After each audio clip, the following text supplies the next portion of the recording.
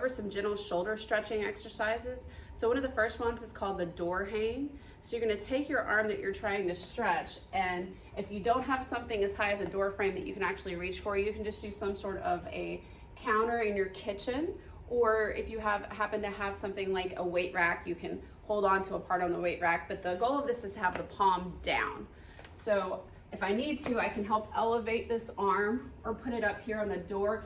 And the goal is, instead of backing up to get more of that lat stretch where we're getting through here, we want to kind of let our body come down so that we're opening up this underside here. So we're going to put our hand on the item, and then we're going to kind of just drop down a little bit. You should be feeling a pretty good stretch when you do this underneath the arm here. If you're starting to get pain up top from this stretch, you need to stop. You've gone too far. We don't want to have any pain on the top of the shoulder. We just want to feel a good stretch underneath the shoulder. So that's one of the first stretches we're going to do. The second one is we're going to do, it's called a doorway stretch. So you're going to take your arm that you're trying to stretch, and you're going to keep your elbow by your side. That's the most important part here. Start with a good posturing, those shoulders back and down, good posturing. You're going to take your arm and you're going to put it against the door.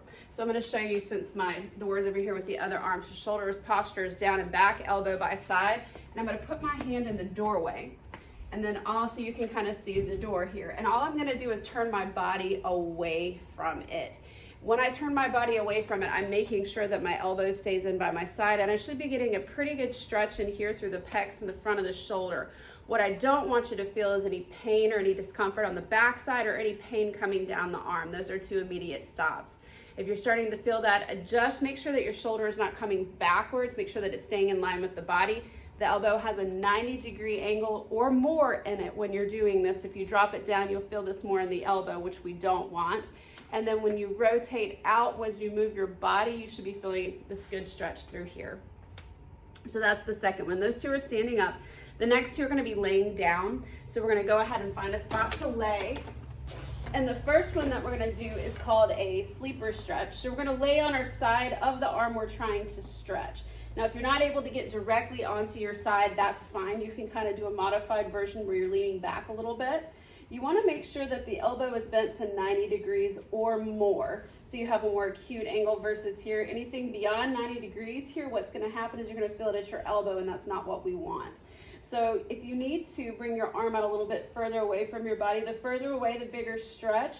Right now, to start, it's easy to start about this 45-degree angle. As you get a little bit more aggressive with it, you can move it out to 90. So you're going to start here, and you're going to let your hand just come in towards your chest. So it's going to come in towards my chest. As I do this, if I'm feeling a little bit of resistance here, where it's kind of getting a little tight, with my other hand, I'm just going to push on my forearm down so where my hand is coming in towards my body. If you don't have enough room here, you can go ahead and come out a little bit and push down again. And as you come out further this way towards your head with your elbow, you're going to have more room to go ahead and push down because your torso will be less in the way. When you're doing this, you should feel a good stretch in the shoulder, kind of on the top and on the back side a little bit. You may feel some in the armpit and underneath. That's all fine. The big goal with that stretch is that we're not feeling any sharp, intense pain, that we are feeling that gentle stretching happening. We don't want any sharp shooting pain, especially coming down the side of the arm down here. The last stretch I'm going to show you is a crossover stretch. So I'm going to use my left arm on this. What I'm trying to do with this stretch is I want to get my stretch back in here on the back part of my arm and under part of my shoulder. So I'm going to take my arm and I'm going to kind of reach over and across with my body. I'm going to take my hand that I'm not using, or of the arm that I'm not using, and all I'm going to do is try to push right below the elbow down and across towards my opposite shoulder. I'm not pulling my arm, distracting it or anything. I'm just giving it a nice push across my torso here. And as I do that, I should be feeling a good stretch right through the back side of the shoulder, maybe a little bit in the armpit and a little bit on the back side of the upper portion as well.